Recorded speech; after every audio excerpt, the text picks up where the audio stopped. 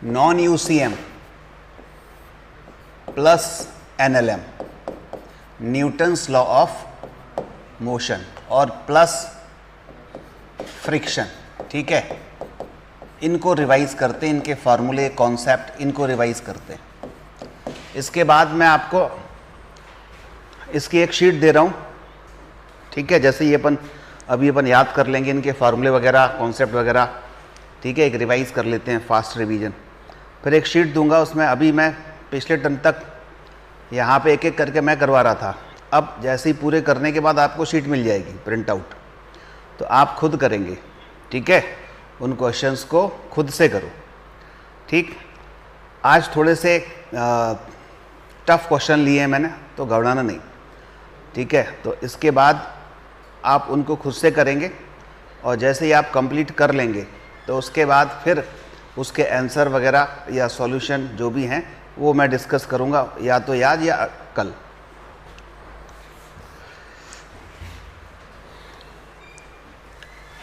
चलिए non UCM की बात करें। सबसे पहले अपन तो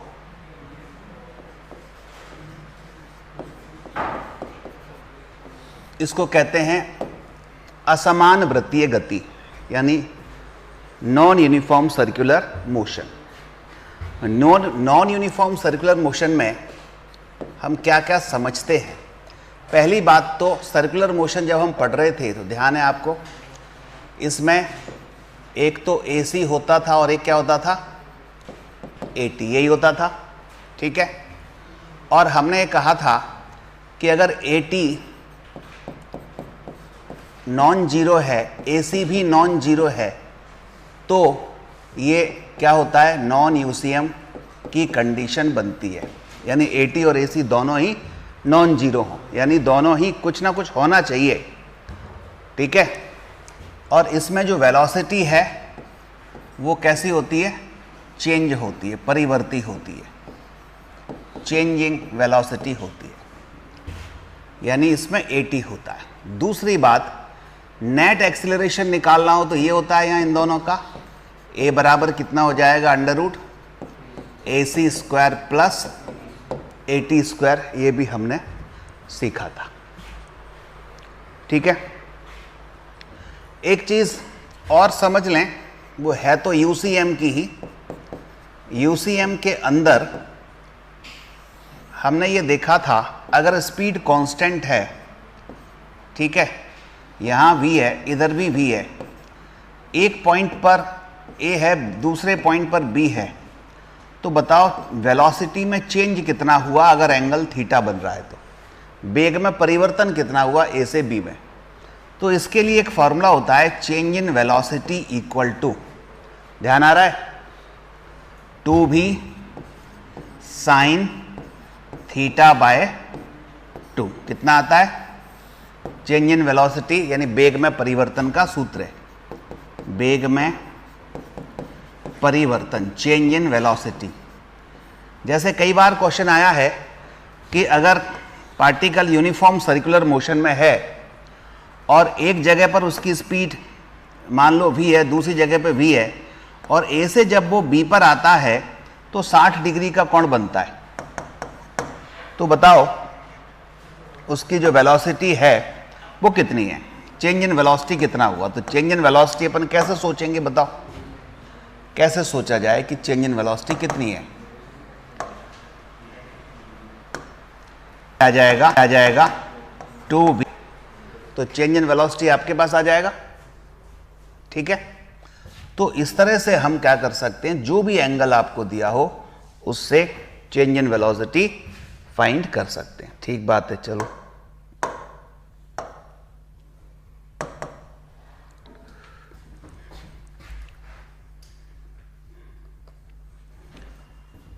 तीसरा, अभी हम नॉन यूसीएम की बात कर रहे हैं पूरी की पूरी। नॉन यूसीएम में जो एग्जाम्पल है वो क्या है, एग्जाम्पल वर्टिकल सर्कल,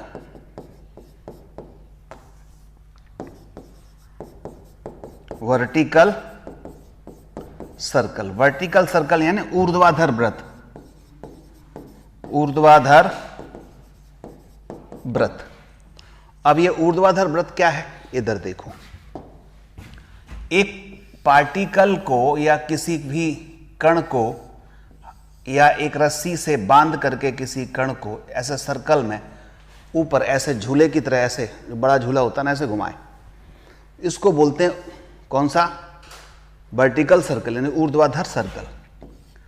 ये घूम करके इधर आ गया। इसकी 4 स्टैंडर्ड कंडीशन होती हैं।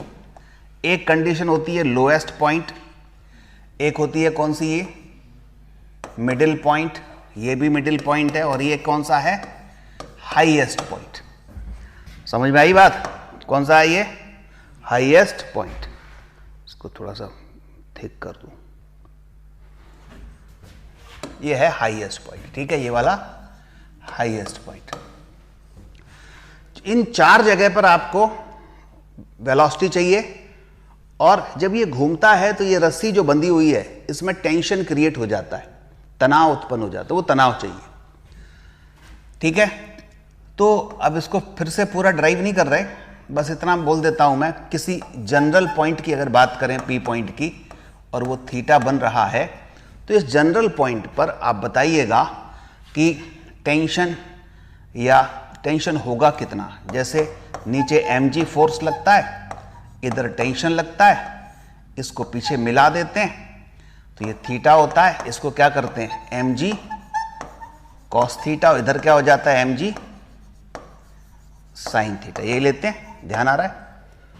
और t minus mg cos theta, ये जो t minus mg cos theta है, ये मिलके क्या देता है इसको घूमने के लिए, अभिकेंद्री बल, ठीक है। तो बराबर क्या लिख देते हैं अपन, mv स्क्वायर अपन r। तो फॉर्मूला क्या बना टेंशन का, बोलो, इसको इधर ले जाओ, mg cos theta plus mv square upon r। तो ये हमारे पास आप देख रहे हैं पहला फॉर्मूला हुआ टेंशन का। अब ये जो हाईएस्ट पॉइंट पर TH, ये टेंशन 0 या 0 से बड़ा होता है, कम से कम टेंशन 0 या 0 से ज्यादा होना चाहिए, ठीक है, तब जाके ये सर्कल में घूमता है। 0 से कम है मतलब नेगेटिव है, तो सर्कल में नहीं घूमेगा, नीचे गिर जाएगा। यहां वेलोसिटी कितनी होनी चाहिए, किसी को याद हो तो बता दो, √GR, ठीक है। ये √GR जो है, ये भी कैसी है, ग्रेटर देन इक्वल टू, यानी मिनिमम वेलोसिटी √GR चाहिए, इससे ज्यादा हो अच्छी बात है। मिडिल पॉइंट पर टेंशन बता दो जरा, ये होता है 3mg, और मिडिल पॉइंट पर वेलोसिटी कितनी होती है, बोलो, √3GR।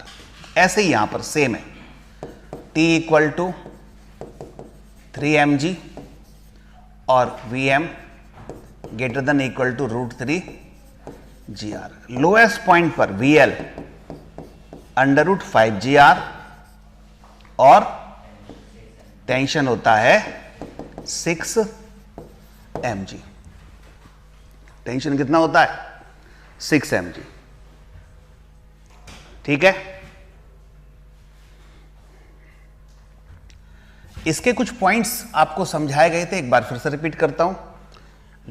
ये जो यहां पर आप वेलोसिटी देख रहे हैं, बेग देख रहे हैं अलग अलग पॉइंट पर, ये कम से कम बेग हैं मतलब इससे ज्यादा हो अच्छी बात है, इतने तो होने ही चाहिए, इनको क्रिटिकल कहते हैं, क्रांतिक। अगर मान लो इससे कम हुए तो क्या होगा बताओ। जैसे लोएस्ट पॉइंट पर वेलोसिटी VL कैसी हुई, मान लो √2GR से कम है,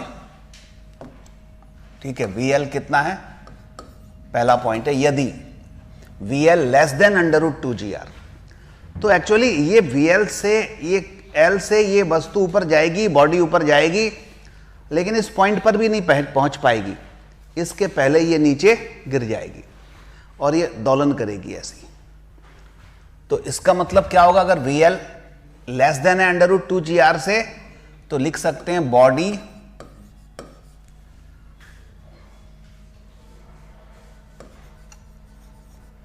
विल नॉट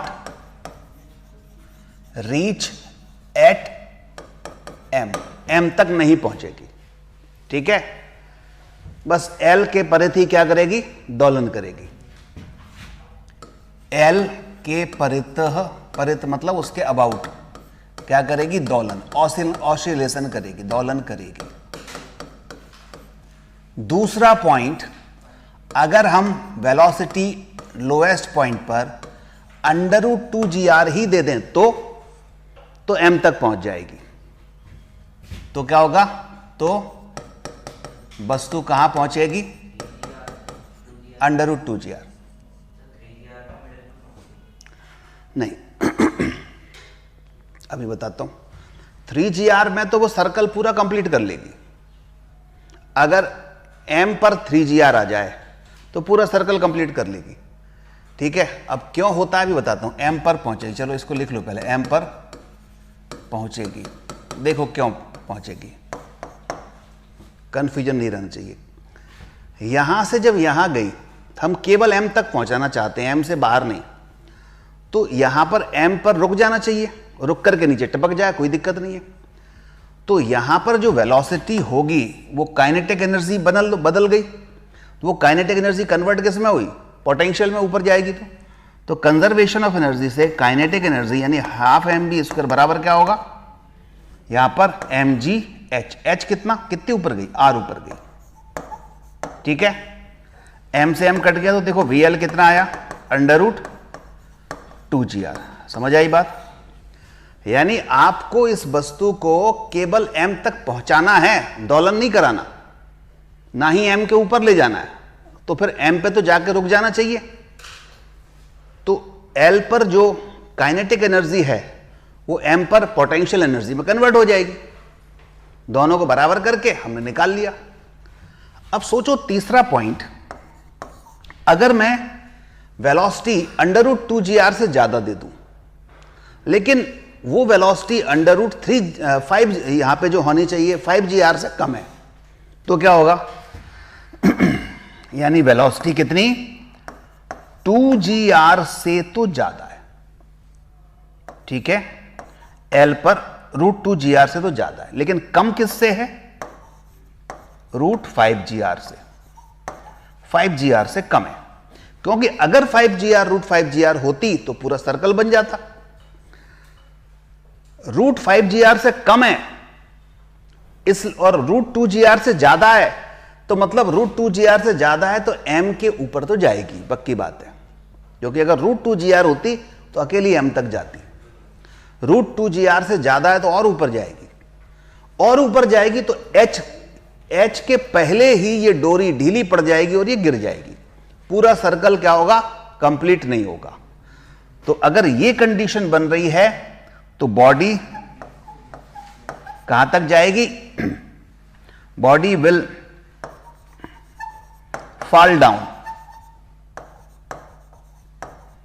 बिटवीन, किन पॉइंट के बीच में, m और h, m और h के बीच में ये कहीं तो भी नीचे गिर जाएगी। तो इसके ये कॉन्सेप्चुअल क्वेश्चन बनेंगे नीट में, ये कॉन्सेप्चुअल क्वेश्चन बनेंगे सीधे सीधे कि अगर ऐसा हो तो क्या होगा, ऐसा हो तो क्या होगा। ठीक है, याद करते चलो।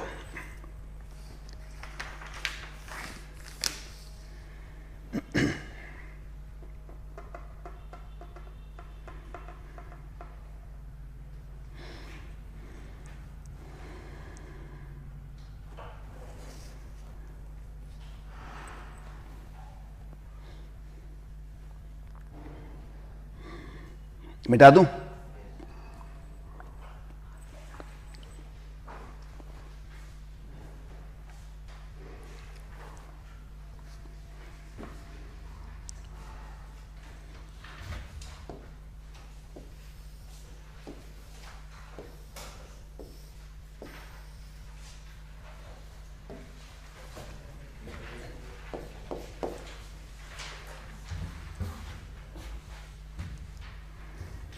एक क्वेश्चन है banking of motorcyclist on circular road.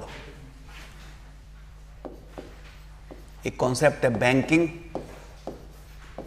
Of motor cyclist on circular road. Circular road पर यानी वृत्तीय रोड पर मोटरसाइकिल सवार का ऊर्ध्वाधर से वर्टिकल से झुकना, ठीक है, कितना एंगल पर झुकता है याद है? डायरेक्ट लिख दूं, tan थीटा इक्वल टू बताओ v square by R G, यही होता था।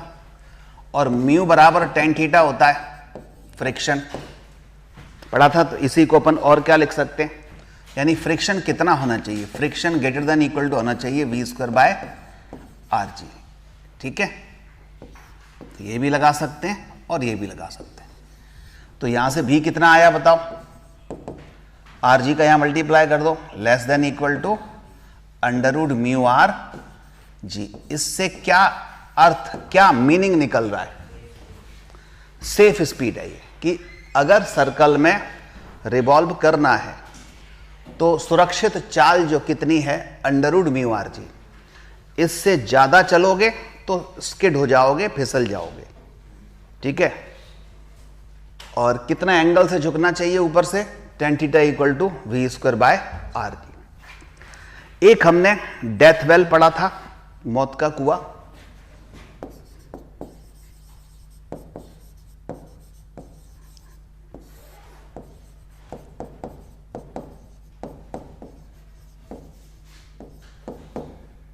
उसमें यह पढ़ा था कि जैसे ये यहां पर एक ऐसे कुआं टाइप का है और इसमें कोई मोटरसाइकिल या कार चल रही है ऐसे सर्कल में, तो क्या कंडीशन होती है, कितनी वेलोसिटी चाहिए।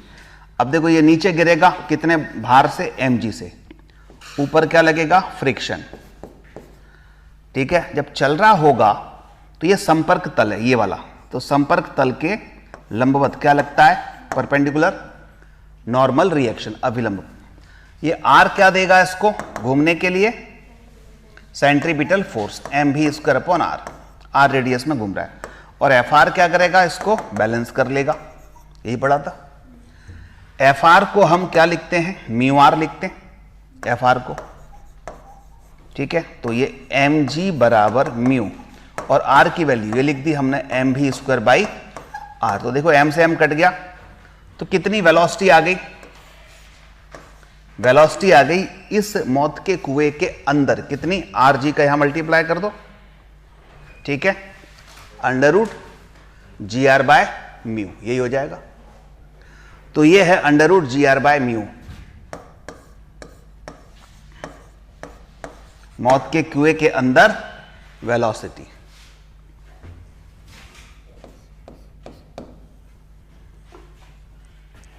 सब पर ध्यान देके कौन सा कॉन्सेप्ट है, क्या सिचुएशन है, उस सिचुएशन में क्या वेलोसिटी निकाल रहे हैं, क्या फॉर्मूला अप्लाई कर रहे हैं, इनको याद भी करते चलो, साथ साथ लिखते भी चलो। एक और मैंने बताया था, पहाड़ों पर जो रोड को बैंक करते हैं, बैंकिंग ऑफ रोड,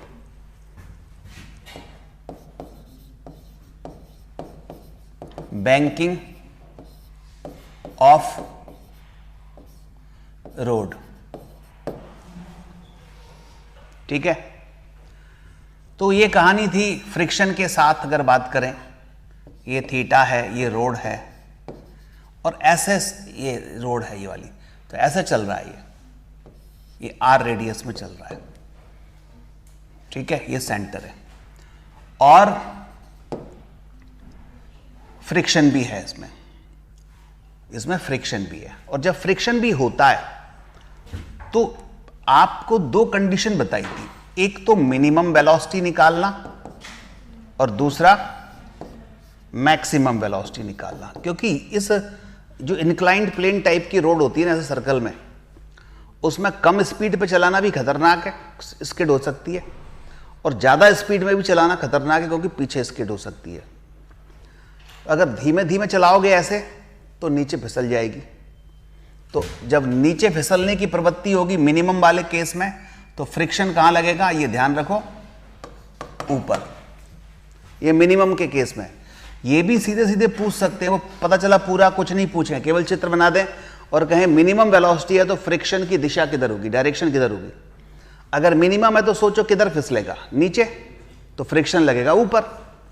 तो ये वी मिनिमम के केस में फ्रिक्शन ऊपर, और अगर बहुत तेज चल रहा है तो इधर पीछे फिसलेगा, तो पीछे फिसलेगा तो फ्रिक्शन इधर लगेगा। ये कब? जब वी मैक्सिमम, मैक्सिमम के केस में फ्रिक्शन नीचे और मिनिमम के केस में फ्रिक्शन ऊपर लगता है। ठीक है, बाकी वेट और उसका नॉर्मल, वी मिनिमम आखिर कितना था, वी मैक्सिमम कितना था। मिनिमम की बात, हाँ चलो पहले मिनिमम की बात करें। चलो अंडर रूट में r g tan theta minus mu upon 1 plus mu tan theta, very good, बढ़िया। R g tan theta minus mu बटे 1 plus mu tan theta. Simple है, अगर मिनिमम की बात करें तो ऊपर माइनस आना चाहिए, ठीक है ना, तभी तो कम होगा। मैक्सिमम वेलोसिटी कितनी होगी? माइनस की जगह पर बस प्लस आ जाएगा, और नीचे प्लस की जगह माइनस।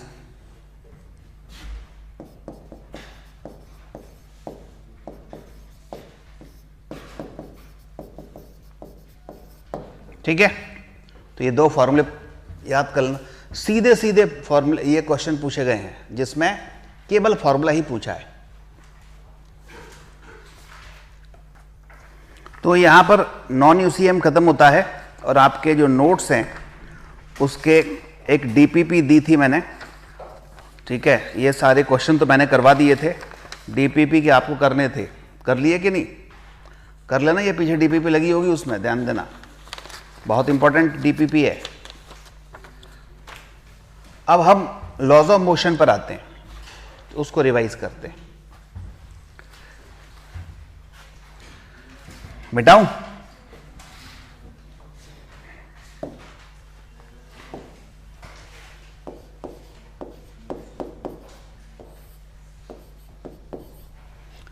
देखिए, फॉर्मूले और छोटे छोटे कॉन्सेप्ट जो बहुत इंपॉर्टेंट है उनको अपन रिवाइज कर रहे हैं।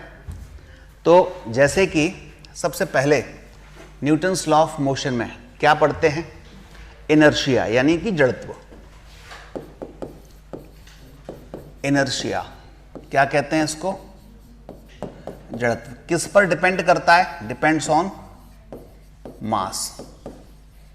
किसी वस्तु का द्रव्यमान ज्यादा है, मास ज्यादा है, जड़त्व ज्यादा होगा, मास कम है, जड़त्व कम होगा। ठीक है, और जड़त्व यानी इनर्शिया का मतलब तो मालूम ही है। क्या मालूम है? कि कोई भी बॉडी, कोई भी वस्तु अपने में होने वाले चेंज का अपोज करती है, बस इसी को इनर्शिया कहते हैं। अपोजिट नेचर या अपोजिंग टेंडेंसी ऑफ चेंज।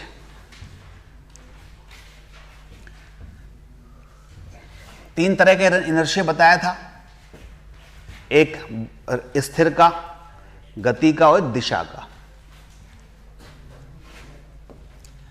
अब आते हैं अपन न्यूटन्स लॉ में। तीन लॉ होते हैं। पहला लॉ क्या होता है? पहले लॉ की बात करें, न्यूटन्स फर्स्ट लॉ, तो न्यूटन्स फर्स्ट लॉ इनर्शिया ही बताता है। क्या बताता है? इनर्शिया, यानी कोई वस्तु जैसी है, जिस अवस्था में है उसी अवस्था में रहेगी जब तक कि उसमें उसकी अवस्था परिवर्तन करने के लिए कोई बल न लगाए। ठीक है। दूसरा लॉ ये कहता है कि अगर मान लीजिए आप उसकी अवस्था में, स्टेट में चेंज करना चाहते हैं तो फोर्स की जरूरत पड़ेगी, और वो फोर्स कितना होगा वो सेकंड लॉ बताता है। तो सेकंड लॉ बताता है कितना फोर्स लगेगा उसकी स्टेट चेंज करने के लिए। जब स्टेट चेंज करेंगे तो उसकी वेलोसिटी चेंज हो जाएगी। वेलोसिटी चेंज हो गई तो उसके अंदर मास भी है, तो मास इंटू वेलोसिटी क्या होता है? मोमेंटम। तो मोमेंटम में भी चेंज होगा, तो मोमेंटम में जितना चेंज आ रहा है टाइम के साथ उसी को क्या कहते हैं, फोर्स। तो इसको हम dp ओवर dt भी कह सकते हैं। अब हम कहते हैं कि p बराबर m भी होता है, मास इंटू वेलोसिटी, ये मोमेंटम है, संवेग है। तो F बराबर आ गया आपके पास कितना, ma। कैसे आ गया, आप यहां पर p की जगह पर क्या लिख दो, देखो m भी लिख दो, तो m तो बाहर आ गया और d भी ओवर dt, इसी को तो एक्सेलरेशन कहते हैं। तो F इक्वल टू क्या हो गया, ma, F equal to ma। ठीक है, ये तब लगता है जब मास कैसा हो, कांस्टेंट हो। अगर मास कांस्टेंट नहीं है तो F बराबर क्या लगेगा, v dm ओवर dt, ये लगता है अगर मास कांस्टेंट नहीं है। If m is not constant, बढ़ रहा है घट रहा है, ये रॉकेट प्रोपल्शन में होता है, रॉकेट के केस में ये होता है। रॉकेट ऊपर जाता है तो उसका मास कम होता जाता है, गैसें जलती जाती हैं तो वो ऊपर चलता चला जाता है। तीसरा, न्यूटन्स थर्ड लॉ है, एवरी एक्शन, आपको मालूम है, इक्वल एंड अपोजिट रिएक्शन। ठीक है, तो जैसे एक m1 है, एक m2 है, m1 ने m2 पर फोर्स लगाया F12, ठीक है, 1 पर 2 ने फोर्स लगाया F12 और 2 पर 1 ने फोर्स लगाया F21। तो दोनों की अगर बात करेंगे तो दोनों होंगे तो बराबर, लेकिन डायरेक्शन क्या होगी, अपोजिट होगी। तो इसी को क्या कहते हैं, न्यूटन्स थर्ड लॉ कहते हैं। एक होता है इसमें इंपल्स,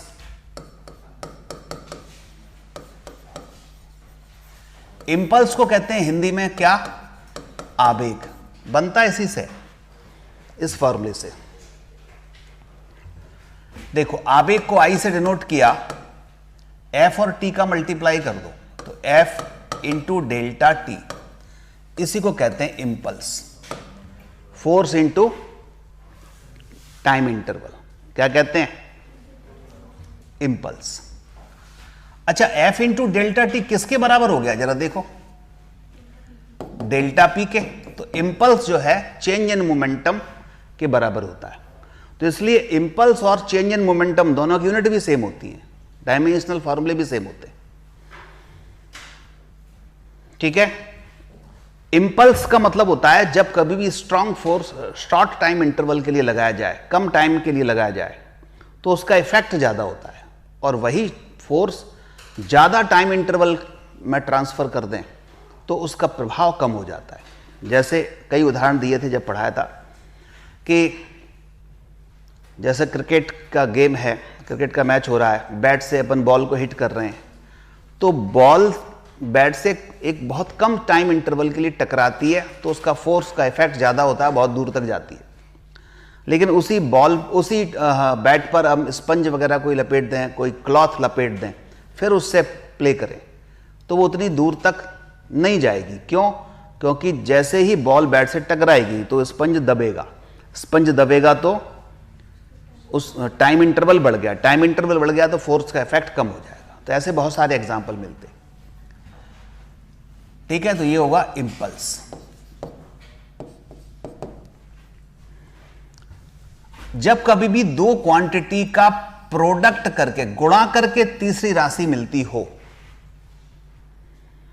तो इन दोनों के बीच में ग्राफ खींचा जाए तो उसका एरिया वो तीसरी राशि के बराबर होगा। जैसे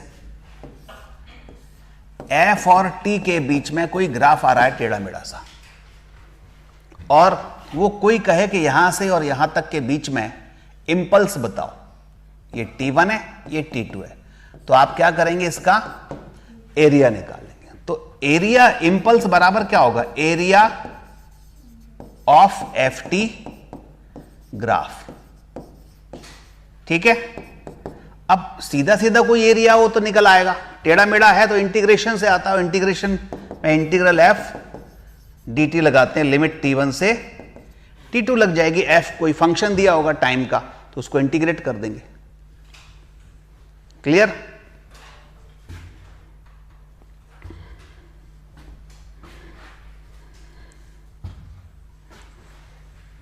एक बार क्वेश्चन पूछा गया f और t के बीच में ग्राफ,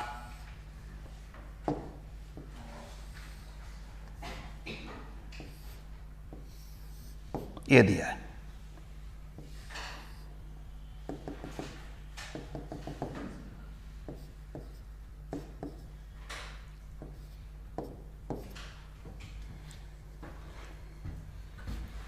इंपल्स क्या है, इस ग्राफ को देख के बताओ। इंपल्स यानी आवेग कितना है? आवेग 0 है इसमें। क्यों? इंपल्स वेक्टर क्वांटिटी है तो ये वाला पॉजिटिव एरिया हुआ और ये वाला नेगेटिव एरिया हुआ, दोनों ही बराबर है तो इसमें से ये माइनस हो जाएगा 0। जैसे डिस्प्लेसमेंट में किया था, विस्थापन में ऊपर के एरिया नीचे के एरिया निकालते थे ना, और जो माइनस होता था वो माइनस करते थे। तो जो क्वांटिटी वेक्टर होती हैं उनके लिए अगर माइनस है तो वो माइनस करना पड़ेगा। ठीक है?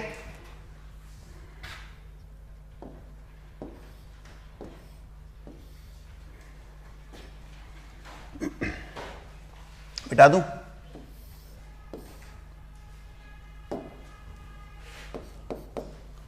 अब है देखो मोशन ऑफ कनेक्टेड मास। जैसे ये एक ग्राउंड है या कोई फ्रिक्शनलेस सरफेस है, इस पर m1, m2, m3 ऐसे 3 मास दिए हुए हैं और इन पर एक फोर्स लगा के इसको खींच रहे हैं। अभी फ्रिक्शन कुछ नहीं है तो यहां इस रस्सी के अंदर टेंशन T1, इधर रस्सी के अंदर टेंशन T2। क्वेश्चन होगा कि इस पूरे सिस्टम का पहले एक्सीलरेशन बताओ, त्वरण बताओ। एक्सीलरेशन, ठीक है, त्वरण। इस सिस्टम का त्वरण आएगा net force F upon net mass. पूरे सिस्टम का एक्सीलरेशन चाहिए तो पूरे सिस्टम पर कितना बल लग रहा है। ये T1 T2 तो इंटरनल फोर्स है अगर हम एक सिस्टम मान रहे हैं तो बाहर से कितना बल लग रहा है F, तो F डिवाइड बाय टोटल द्रव्यमान। टोटल द्रव्यमान कितना हुआ? m1 plus m2 plus m3। दूसरा प्रश्न आएगा कि T1 बताओ कितना है। तो T1 भी एक तरीके से क्या होता है? बल ही तो होता है, फोर्स ही है। तो T1 सोचो किसको खींच रहा है? इस F की डायरेक्शन में, जिस डायरेक्शन में चल रहा है उस डायरेक्शन में T1 किसको खींच रहा है? m2 को भी और इस m1 को भी। तो ये m3 का काम खत्म हो गया। तो T1 इक्वल टू सीधे formula F equal to ma लगता है तो यहां भी ma लगाएंगे। m कितना? m वो जिनको खींच रहा है T1। T1 किसको खींच रहा है? इसको भी और इसको भी। तो क्या आ जाएगा? m1 plus m2 into a की वैल्यू ये रही F अपॉन, आप तो a ही लिख दो, बार बार क्यों बढ़ाएं इसको। तीसरा T2 बता दो अब कितना आएगा, सीधे सीधे देख के ही। T2 किसको खींच रहा है? m1 को, तो m1 a। क्लियर है? ठीक है, तो ये कॉन्सेप्ट याद रखो। अब मान लो F इधर लग रहा हो, पीछे इस साइड लग रहा है तो a पे तो कोई फर्क नहीं पड़ेगा, लेकिन ये T2 फिर क्या हो जाएगा? m2 प्लस m3 इंटू ए। T1 क्या हो जाएगा? m3a। ठीक है, मैंने 3 का बता दिया, 2 का तो खुद कर ही लोगे, 2 में तो कोई दिक्कत ही नहीं है। इसलिए अब मैं डिस्कस कर रहा हूं कि जो बड़ा है कॉन्सेप्ट है वही वाला। फिर अगर 2 के चाहिए, 2 तो अपने आप कर लोगे, तो सारे नहीं कर रहा। अब इसको देखें,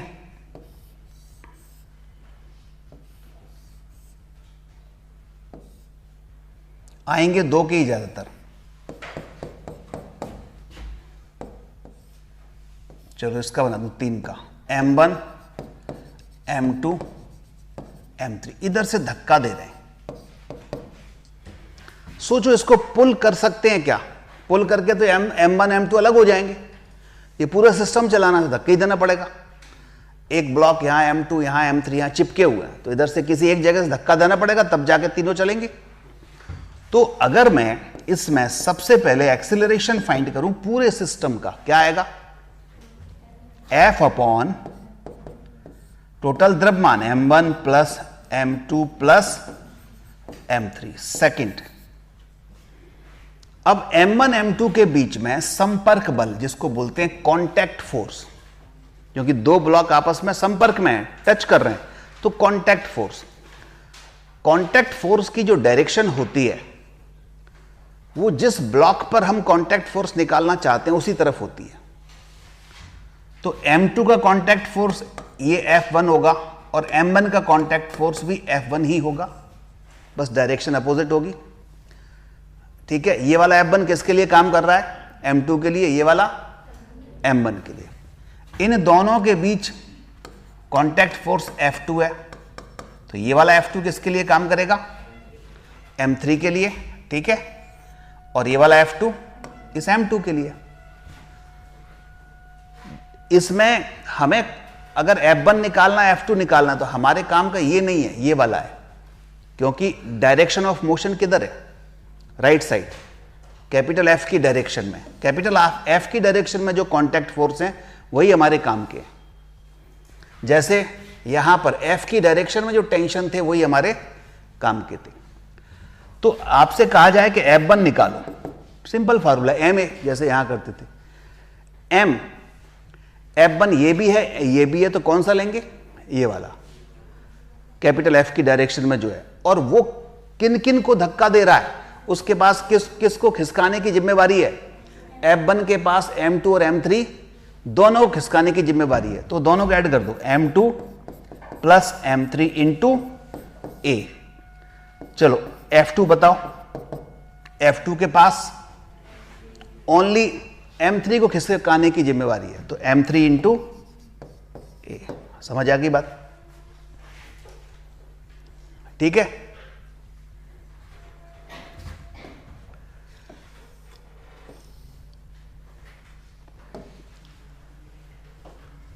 अब देखें घिरनी वाले समस्याएं। एक ये है, एक ये है, ये M1 है, ये M2 है। M1 बड़ा है M2 से,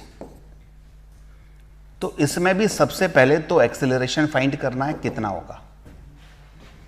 तो इसमें क्या होता है,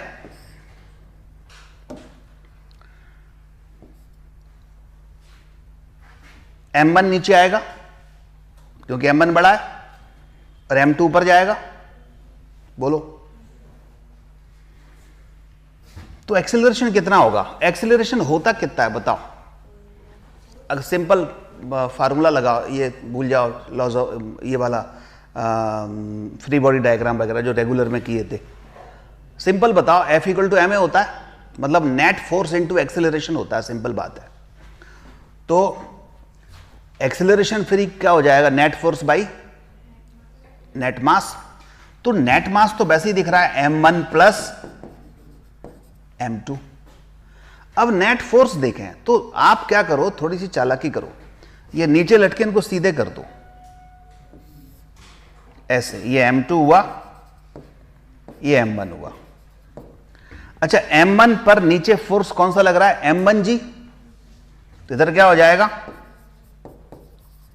और इधर M2 पर कौन सा लग रहा है? M2G। वो इधर क्या हो जाएगा? M2G। कौन बड़ा होगा इनमें से? M1G, क्योंकि ये इधर आ रहा है ना, तो ये वाला फोर्स इधर खींच रहा है। तो नेट कितना हुआ? ये अपोज कर रहा है, तो दिस माइनस दिस, तो क्या हो गया? M1 minus M2 into G हो गया, बस फॉर्मूला। समझ आई बात? याद कर लो, ऊपर डिफरेंस अपॉन सम इंटू G, द्रव्यमानों का अंतर बटे जोड़, ये हो जाता है क्या? एक्सीलरेशन। अब टेंशन की बात करें तो ये जो इधर होता है ऐसे, ये एक धागा है। धागे में तनाव होता है, तनाव बनेगा तो जब तक धागा बदल नहीं रहा, डोरी नहीं बदल रही, तब तक तनाव भी नहीं बदलेगा। बस दिशा बदलेगी तनाव की। M1 पर तनाव की दिशा ऊपर होगी, T, इस M2 पर इधर होगी ऊपर। तनाव हमेशा जिस बिंदु पर रस्सी बंधी होती है उस बिंदु से दूर होता है। टेंशन इज ऑलवेज अवे, हमेशा दूर। ठीक है, कितना होगा निकालना है, इसमें गुणा बटे जोड़ करते हैं और 2 और आता है क्योंकि 2 लगे यहां पे। 2m1 m2 बटा m1 प्लस m2 इंटू जी, ये तनाव है इसका। 2m1 m2 बटे m1 plus m2 into g. ठीक है,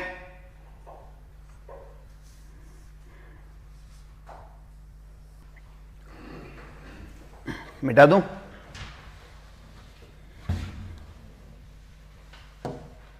अब इसके तो बहुत सारे होते हैं, फिर भी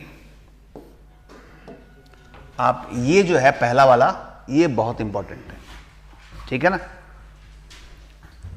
बाकी रेगुलर में तो मैंने 3 के भी बताए थे, एक बार रेगुलर में क्लास से डिवाइड वो रिवाइज कर लेना। जैसे ये है M1 M2 M3, ये T1 T2 ये वाला। ठीक है, तो एक्सेलरेशन तो वही होगा। इधर के द्रव्यमान कितने हैं, M1 M2, इसमें से क्या घटा दो, M3 by M1 plus M2 plus M3 into g. ठीक है, तनाव T1 2, इधर वाला द्रव्यमान लटक रहा है कितना, M1 इंटू इधर वाला M3 बटे पूरे द्रव्यमानों का जोड़ M1 plus M2 plus M3 into जी। T2 बताओ, इधर कितने लटक रहे हैं, T2 किसको खींच रहा है, M2 प्लस M1 को, M1 ही है ना नीचे, M2 प्लस M1 को 2 तो आएगा ही, इंटू जी, जी ये वाला, सॉरी इंटू ये वाला M3, 2 इंटू इधर वाला द्रव्यमान इंटू इधर वाला द्रव्यमान बटे सबका जोड़ M1 plus M2 plus M3 into कितना, जी। ठीक है, एक ये याद कर लेना बस।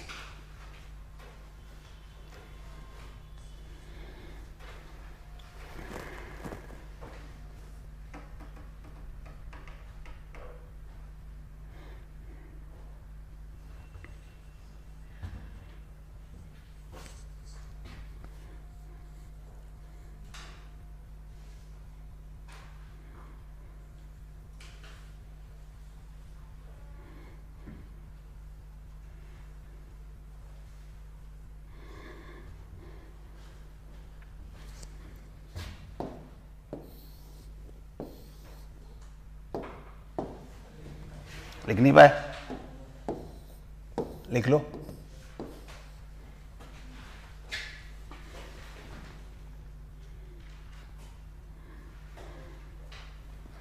मिटा दूं?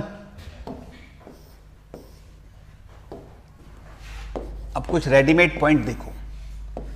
ये जैसे नत समतल है, इंक्लाइन प्लेन, इस पर कोई बॉडी को नीचे गिरा रहे हैं, ऐसे फिसला रहे हैं, तो कितना एक्सेलरेशन लगेगा इधर, बोलो, इस साइड में, जी साइन थीटा, ध्यान देना। और गिरता है तो ए बराबर जी,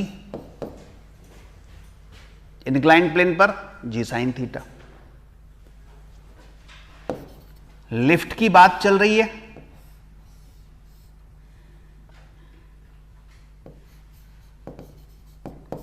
लिफ्ट में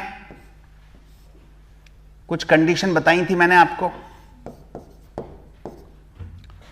जैसे लिफ्ट अगर रेस्ट में है, विरामावस्था में है, तो एक्सेलरेशन 0, तो ये व्यक्ति का जो भार है, वेट है, ठीक है, उसको आर से प्रकट कर रहे हैं अपन। आर मतलब रिएक्शन, तो ये आर बराबर कितना होगा, ओनली mg, वास्तविक भार ही होगा।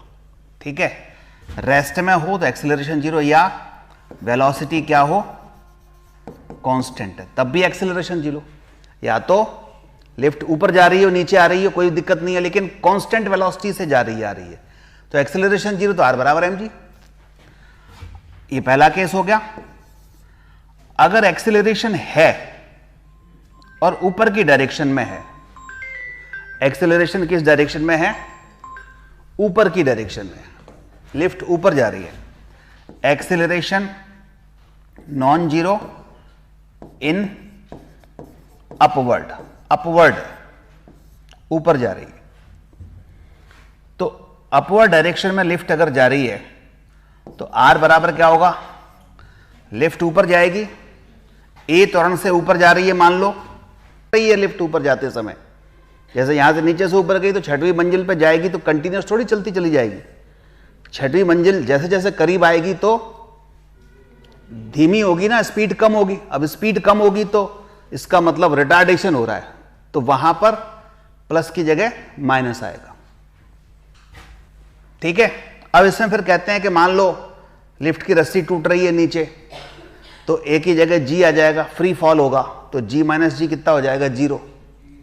ठीक है। तो ये छोटे मोटे तो खुद से पढ़ेंगे अपन।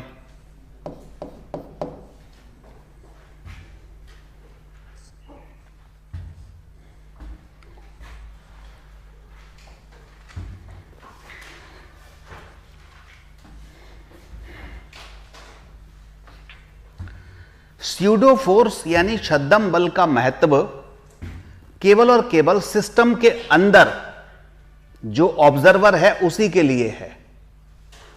इस बात को ध्यान रखो, छद्म बल जो अंदर सिस्टम के अंदर है उसी के लिए है। सिस्टम के बाहर से अगर कोई ऑब्जर्व कर रहा है तो उसको छद्म बल यानी कि स्यूडो फोर्स नहीं ऑब्जर्व होगा। इसका मतलब क्या है, मतलब है कि अगर मान लीजिए लिफ्ट ऊपर जा रही है, ठीक है, आपसे कोई पूछे कि बताओ इस पर परिणामी त्वरण, लिफ्ट के अंदर जो व्यक्ति है उस पर परिणामी त्वरण एक ऑब्जर्वर जो बाहर है उसके लिए कितना है और एक ऑब्जर्वर जो उसके अंदर ही है उसके लिए कितना है। तो जो बाहर है उसके लिए तो जी लगेगा, वो तो पूरे ब्रह्मांड में, अगर अपन केवल पृथ्वी की बात करें तो पूरी पृथ्वी पर वो क्या देख रहा है, एक्सीलरेशन जी ही देख रहा है बाहर से तो। लेकिन जो खुद लिफ्ट के अंदर बैठा है वो जी तो ऑब्जर्व कर ही रहा है और साथ साथ लिफ्ट के एक्सीलरेशन को भी तो फील कर रहा है। तो लिफ्ट ऊपर जा रही है तो जी प्लस ए, लिफ्ट नीचे आ रही है तो जी माइनस ए, रिटार्डेशन है तो उल्टा। समझ आई बात। तो इस तरह के क्वेश्चंस आते हैं, ध्यान देना। तो छद्म बल हमेशा किसके लिए, जो सिस्टम के अंदर बैठा है उसके लिए, सिस्टम के बाहर से ऑब्जर्व कर रहा है उसके लिए नहीं। जैसे कार चल रही है सीधे सीधे, अब अचानक से वो मुड़ जाए तो उसमें बैठे हुए पैसेंजर्स इधर दरवाजे की तरफ ऐसे धक्का फील करते हैं कि नहीं, वही छद्म बल है। तो बाहर जो खड़ा है उसको क्या लेना देना कि आप किधर धक्का फील कर रहे हो, है कि नहीं। तो इसका मतलब छद्म बल केवल सिस्टम के अंदर जो है उसी को फील होता है, सिस्टम के बाहर जो है उसको फील नहीं होता, ना वो ऑब्जर्व कर सकता है। ठीक, तो यहां लिख लो, स्यूडो फोर्स, फेक फोर्स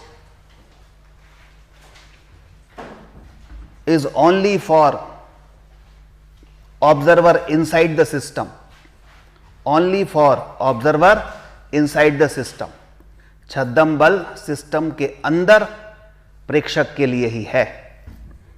छद्म बल प्रेक्षक, छद्म बल सिस्टम के अंदर प्रेक्षक के लिए ही होता है। ठीक है।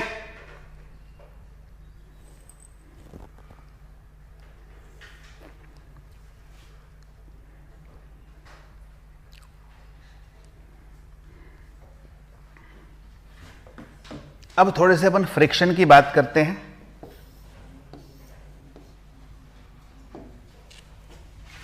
अच्छा, थोड़ा सा और स्प्रिंग का और बता दूं मैं।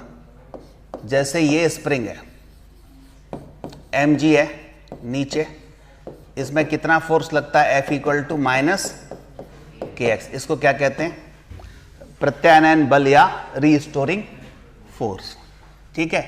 और ये रीस्टोरिंग फोर्स इस स्ट्रिंग में किसकी तरह काम करता है? टेंशन की तरह। जैसे टेंशन निकालते हैं वैसे ही स्प्रिंग फोर्स निकालते हैं, बस ये ध्यान रखना, ठीक है।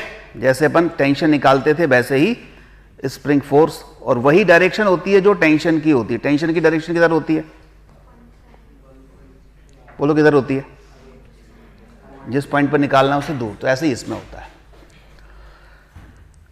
चलो अगला देखें। कुछ पॉइंट हम बात कर रहे थे फ्रिक्शन की, फिर मैं आपको एक शीट देता हूं और ऑनलाइन वालों को भी ऐप पर अपलोड कर लूंगा, तो घर पे आप सॉल्व करना। देखो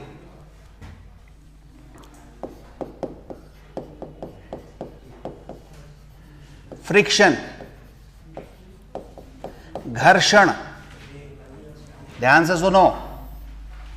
एक ब्लॉक है m द्रव्यमान का, इसको F बल लगा के खींच रहे हैं, तो जैसे ही खींचेंगे तो ये स्लाइड करने की कोशिश करेगा, ये जो है फिसलने की कोशिश करेगा इस सरफेस पे, ठीक है। तो पीछे इस खुरदरी सरफेस के कारण एक घर्षण लगने लगेगा, फ्रिक्शन लगने लगेगा, फ्रिक्शन फोर्स। जब तक हम बाहर से उस सिस्टम पर फोर्स नहीं लगा रहे तब तक फ्रिक्शन भी नहीं लगेगा। जब हम उसको चलाने की कोशिश करेंगे, उसको हम धक्का देंगे, तो फ्रिक्शन फोर्स लगेगा। और ये जो फ्रिक्शन फोर्स है वो किधर लगता है? जिस डायरेक्शन में ये स्लाइड करता है उसके अपोजिट, स्लाइड करने की कोशिश करता है या स्लाइड कर सकता है उसके अपोजिट, ठीक है। क्लियर है? एक होता है स्टैटिक फ्रिक्शन, इसको स्थैतिक घर्षण कहते हैं। स्थैतिक घर्षण ये तब तक लगता है जब तक वस्तु विरामावस्था में है, रेस्ट में है, ठीक है। कितना होता है? Fs इक्वल टू होता है म्यू आर। कितना होता है? Mu R. आर होती है कांटेक्ट फोर्स या नॉर्मल रिएक्शन, अविलंब प्रतिक्रिया बल। ये जो आर है क्षैतिज समतल है ऐसे, तो ये कांटेक्ट सरफेस हुई, तो इसके ऊपर लगेगी आर, एम जी नीचे लगेगा। इंक्लाइंड प्लेन है, तो ये कांटेक्ट सरफेस हुई, तो इसके लंबवत आर ऊपर लगा, एम जी नीचे लगा। ऐसे कोई दीवार है, दीवार पर ये एम चिपका हुआ है, इधर धक्का देके हम इसको चिपकाए हुए हैं, तो नॉर्मल रिएक्शन ये कांटेक्ट सरफेस इसके अपोजिट यहां लगेगी, तो आर इधर लगेगी। इस केस में आर बराबर एम जी होगा, ये थीटा है तो ये एम जी कॉस थीटा होगा। तो इस केस में आर बराबर क्या होगा? एम जी कॉस थीटा होगा। और इस केस में आर बराबर सीधे सीधे इस एफ के बराबर होगा। तो आर जो नॉर्मल रिएक्शन है वो बार बार बदलता रहता है, वो डिपेंड करेगा कि कांटेक्ट सरफेस कैसी है। क्लियर है? दूसरा होता है लिमिटिंग फ्रिक्शन, जिसको हम सीमांत घर्षण कहते हैं। सीमांत घर्षण, लिमिटिंग फ्रिक्शन। कौन सा फ्रिक्शन? ये लिमिटिंग और कुछ नहीं, स्टैटिक ही होता है। बस स्टैटिक की जो मैक्सिमम वैल्यू है उसको कहते हैं लिमिटिंग फ्रिक्शन, ठीक है। Maximum value of static friction, FL से डिनोट करते हैं, होता वही है म्यू एस आर।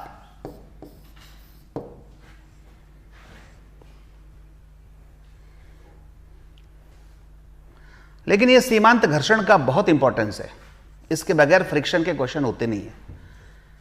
क्या इंपॉर्टेंस है जरा देखो। अगर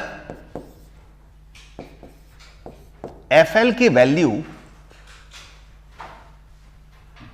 बहुत ज्यादा है,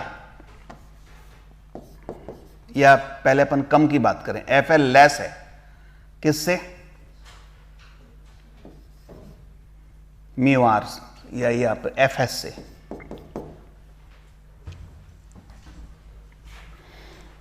ठीक है, एक्चुअली दो कंडीशन होती हैं, या तो कम होगा या ज्यादा होगा, सिंपल सी बात है। तो अगर हम फ्रिक्शन का कोई भी क्वेश्चन सॉल्व करेंगे तो यहां स्टेप होंगी, सबसे पहली स्टेप क्या होगी, क्या निकालो, लिमिटिंग फ्रिक्शन फाइंड करो, लिमिटिंग फ्रिक्शन निकालो। सेकंड कंडीशन, सेकंड स्टेप क्या होगी, सोचो कि जो एफएल है वो जो अप्लाइड फोर्स है उससे कम है कि ज्यादा है। आरोपित बल जो है, यही तो आरोपित बल हुआ, अप्लाइड फोर्स हुआ। क्या एफएल जो भी फोर्स दिया हुआ है आरोपित बल उससे कम है या ज्यादा है? दो ही कंडीशन हो सकती हैं बस। ठीक है, बराबर भी हो सकता है। तो मान लो एफएल अच्छा खासा स्ट्रांग है और वो जो है आरोपित बल जो एफ ए है उससे ज्यादा है, तो इसका मतलब ये चलने देगा क्या इसको, बताओ, ब्लॉक को? नहीं चलने देगा। फ्रिक्शन तो अपोज करता है ना, और हम जो फोर्स लगा रहे हैं वो कम है, अपोज ज्यादा हो रहा है, तो चलने नहीं देगा। तो इसका मतलब एफएल पहले निकालेंगे और देखेंगे क्या एफएल एफ ए से ज्यादा है, आरोपित बल से ज्यादा है, तो ब्लॉक नहीं चलेगा, विल नॉट स्लाइड, चलेगा ही नहीं। जब चलेगा नहीं तो फिर निकालना है फ्रिक्शन कितना है, बताओ। तो एफएल फ्रिक्शन नहीं होगा, फ्रिक्शन जो स्टैटिक फ्रिक्शन है वो तो मोस्ट इंटेलिजेंट है, अपने आप को इस एफ ए के अनुसार चेंज करता है। तो चल ही नहीं रहा, तो जितना हम फोर्स लगा रहे हैं अप्लाइड फोर्स, उतना ही क्या होगा, फ्रिक्शन फोर्स होगा। ठीक है, लेकिन अगर मान लो तीसरी स्टेप अपन देखें, एफएल कम है और अप्लाइड फोर्स ज्यादा है, तो अपोजिशन कम हो रहा है और हमने ज्यादा जो है फोर्स लगा दिया, तो स्लाइड हो जाएगा, तो ब्लॉक चलेगा, ब्लॉक विल स्लाइड। अब स्लाइड करता है, तो जैसे ही स्लाइड करता है तो ये जो स्टैटिक फ्रिक्शन था, स्थैतिक घर्षण था, वो बदल जाता है किसमें, गतिक घर्षण में, क्योंकि गति हो गई अब काइनेटिक फ्रिक्शन में। तो अब काइनेटिक फ्रिक्शन आ गया एफ के इक्वल टू क्या होता है, म्यू के आर। ब्लॉक जब चलने लगे तो स्टैटिक खत्म हो गया, स्टैटिक का काम खत्म, अब कौन सा आ गया, काइनेटिक आ गया। ठीक बात है, काइनेटिक आ गया। अब ये चल रहा है, एम मास का ब्लॉक, इस पर हमने एफ ए फोर्स लगाया, ये मूव कर रहा है, मूव हो गया, तो अपोजिट डायरेक्शन में क्या लगा, एफ के। अब पूछे वो कि बताओ इस पे एक्सीलरेशन कितना लग रहा है, कितना एक्सीलरेशन है। एक्सीलरेशन क्या होता है, त्वरण क्या होता है, net force divide by net mass. तो नेट फोर्स कितना लग रहा है बताओ जरा, एफ ए ज्यादा है और एफ के कम है, तो एफ ए अपोज कौन कर रहा है, एफ के बाय एम, तो एफ ए माइनस एफ के बाय एम, ये इसका क्या हो गया, एक्सीलरेशन हो गया। ठीक बात है, एक्सीलरेशन हो गया। एफ के को लिखेंगे क्या, म्यू के आर डिवाइड बाय एम। ठीक है, जब चलने लगे तो आएगा एफ ए माइनस एफ के अपॉन आर अपॉन एम। कब तक नहीं चलेगा, जब तक कि लिमिटिंग फ्रिक्शन या तो अप्लाइड फोर्स के बराबर है या उससे ज्यादा है। लिमिटिंग अगर ज्यादा है तो नहीं चलने देगा उसको। ठीक है,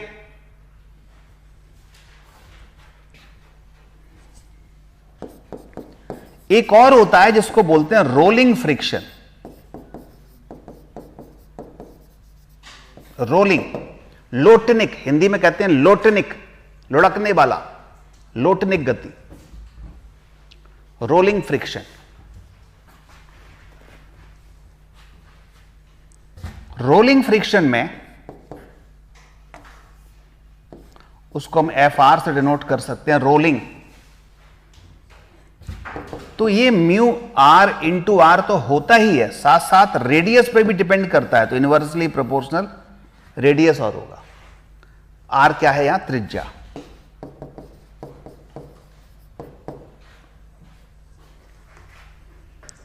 रेडियस क्या है?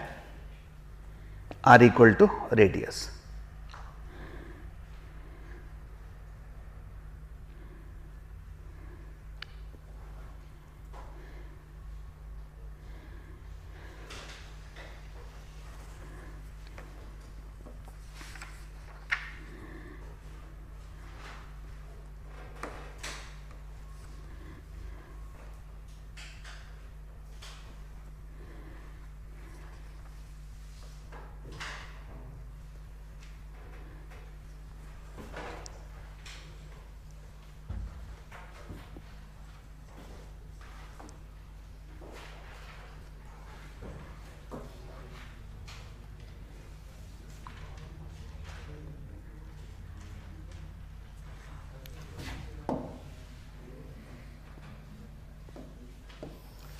चलिए, फ्रिक्शन में और क्या क्या होता है?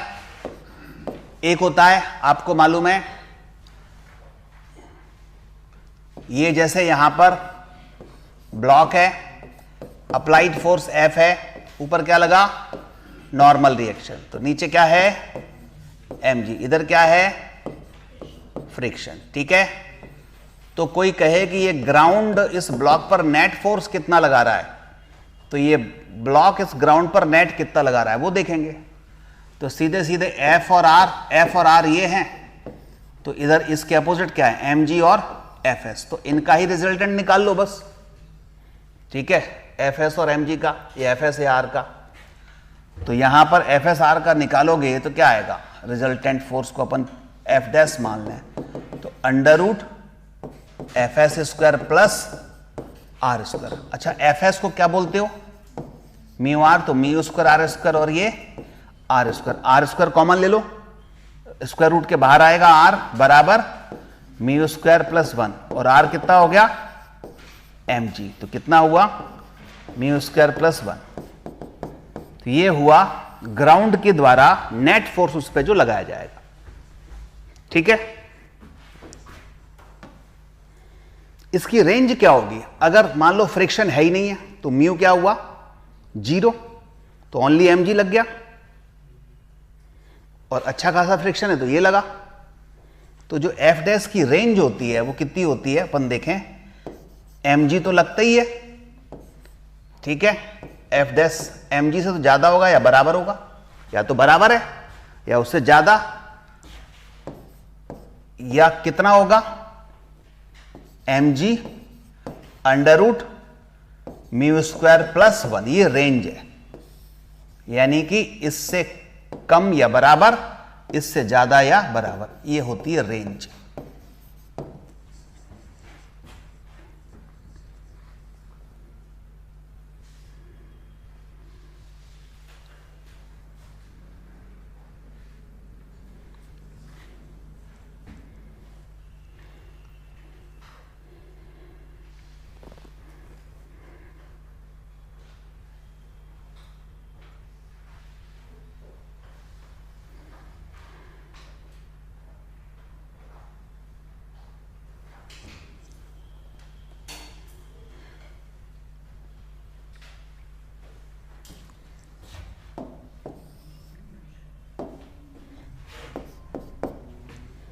देखो, एक होता है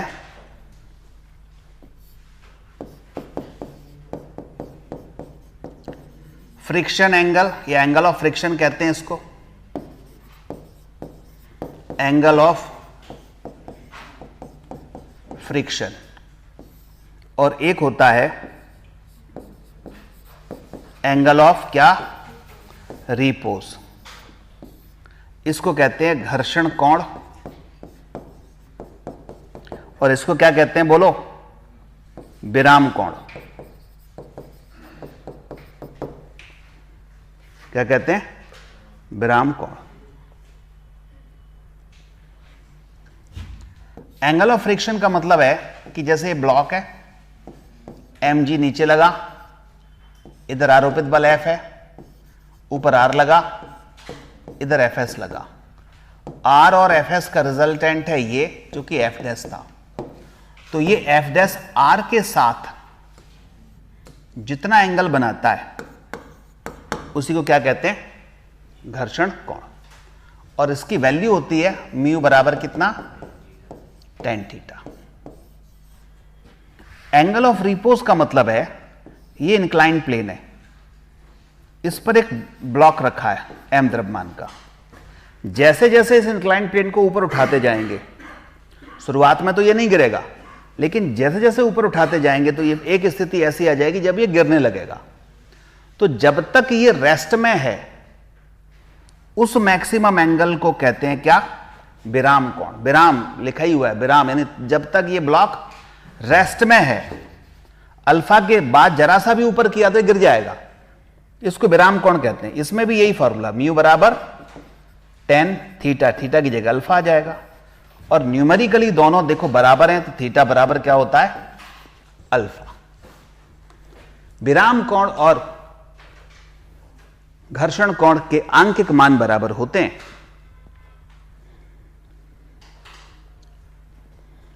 देखो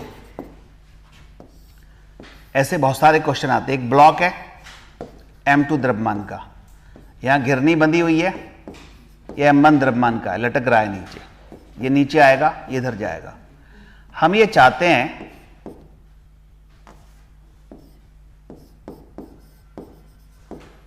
अगर घर्षण नहीं होता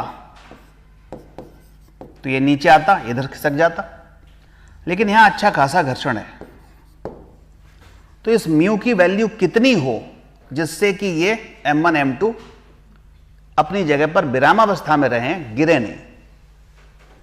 तो इसके लिए सिंपल फॉर्मूला है, ये लटका हुआ द्रव्यमान बटे रखा हुआ द्रव्यमान। बस लटका बटे रखा याद कर लो।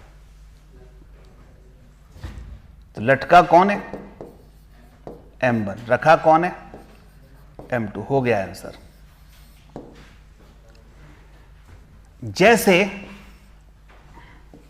मान लो एक चेन है, जंजीर है, ये लटक रही है। इस चेन की लंबाई पूरी L थी।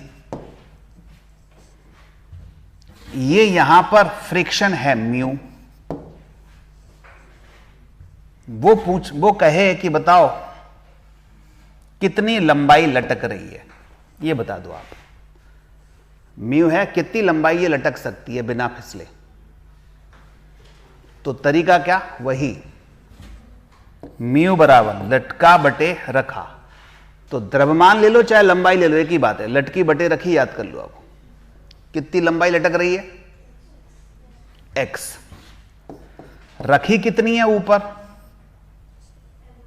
L माइनस एक्स, क्योंकि टोटल कितनी थी? L थी, तो L माइनस एक्स। अब वो पूछेगा x बताओ कितनी है, कितनी लटक रही है, बस सॉल्व कर लो, x आ गया। समझ आई बात? तो mu L minus mu x बराबर x। तो म्यू एल बराबर, इधर चला गया x कॉमन, 1 प्लस म्यू। बोलो कितना आ गया? x बराबर म्यू एल बटे 1 प्लस म्यू। ठीक है, 2-2 सेकंड में सॉल्व होते हैं।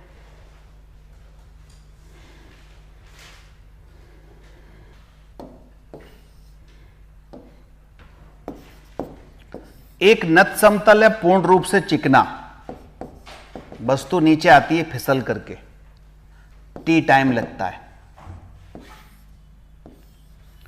उतने ही एंगल का एक घर्षण युक्त फ्रिक्शन वाला न समतल है, उस पर जब वस्तु नीचे फिसल के आती है तो n गुना समय लगता है, nt, और फ्रिक्शन म्यू है। तो बताओ म्यू कितना होगा? Formula tan theta 1 minus 1 upon n square. वो कहे दोगुना समय लग रहा है, तो n की जगह 2 लिख दो, खत्म।